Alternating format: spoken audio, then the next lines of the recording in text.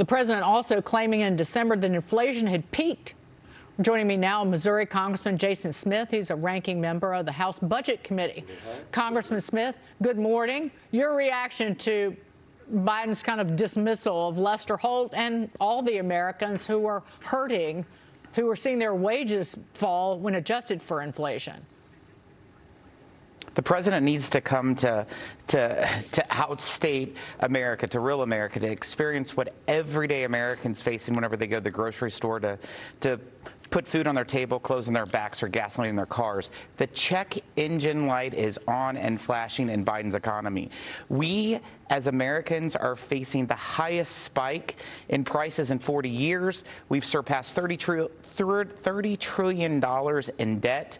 Businesses have a chronic worker shortage. And then, of course, the supply chain crisis is nowhere to an end. And it's all the result of Biden's economy. Senator Joe Manchin, Democrat, telling the Biden administration and the Federal Reserve to, quote, do something on inflation. This is the White House is said to be asking Congress to pass more federal COVID relief funding. Is it really COVID relief? It's just spending. Manchin, the senator, writing this, quote, only in Washington, D.C. do people seem to think that spending trillions more of taxpayers' money will cure our problems, let alone inflation. Congressman, your reaction to that? You absolutely cannot spend your way out of inflation. Only Joe Biden could spend $2 trillion on COVID, and as a nation, we're less prepared. It's insane. It's probably because the original $2 trillion COVID package, less than 9% went towards COVID spending. But you know what? They spent more money, like $2 million to plant trees in Syracuse, or $16 million for a golf course in Palm Beach. Give me a break. They actually moved $2 billion of COVID money that was supposed to go towards testing to house illegals at the southern border. It's unacceptable. Brian, jump in. Yeah, Congressman, forget about any more money appropriated for this. You already have hundreds of billions of dollars that have yet to be spent from the previous rounds of so-called COVID relief that's going to flow into the economy this year. The problem is we're already set up for higher inflation going into this year. Really, the only thing that helps us out of it is if, in a radical way, businesses open up, workers go back to work at a faster rate, and people get out and spend money on services, not just goods, Congressman. But the president is so far behind on this. He is behind people in his own party who are getting it. He won't get it. He won't provide leadership. And as a result, it looks like we're going to open up too slowly. Congressman, is there anything you can do from your perch to push him and push the country to open up supply and really start to get this under control? We have to continue to push. Like you said, the president has been a day late and a dollar short in every action. There's more than $500 billion of money that's still out there from the original COVID packages that have not been spent. Where inflation is right now, it's 7.5%. It's the highest in 40 years.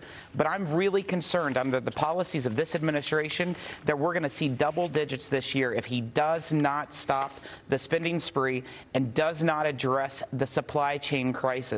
We have real issues facing Americans. That's what we need to focus on. Unfortunately, this administration is focused on the most woke, elitist policies and not those policies that directly affect working class Americans. Christian, get in. Hey, Mr. Smith, what's the GOP willing to do? You mentioned a $30 trillion deficit, a little less than that if you take out intergovernmental debt, but it's still way higher than you know, an entire year's GDP. We had $3 trillion deficits in 2021, and we still have trillion-dollar deficits as far as the eye can see. You know, the Tea Party was kicked off in 2010 by $1 trillion in excess spending. A generation earlier, Ross Perot had an insurgency. It seems like this is one time where the public realizes government spending leads to something bad, inflation. So, you know, the conventional wisdom would be don't propose a balanced budget. That would give the Democrats something to attack. But I don't know. Maybe the GOP ought to do that for a change. You know, last year was the first year in 11 years that we had no spending caps. We have to look at something to get our fiscal house in order. Last year alone, Congress, the House of Representatives, passed more than $7.5 trillion in new spending. $7.5 trillion of new spending. It's unacceptable. Most Americans cannot comprehend what $1 trillion is. $1 trillion is, imagine spending $1 million every day since Jesus Christ was born. You wouldn't even still spend $1 trillion. That's how bad it is. Congressman, thank you so much for being here. Congressman Jason Smith, we'll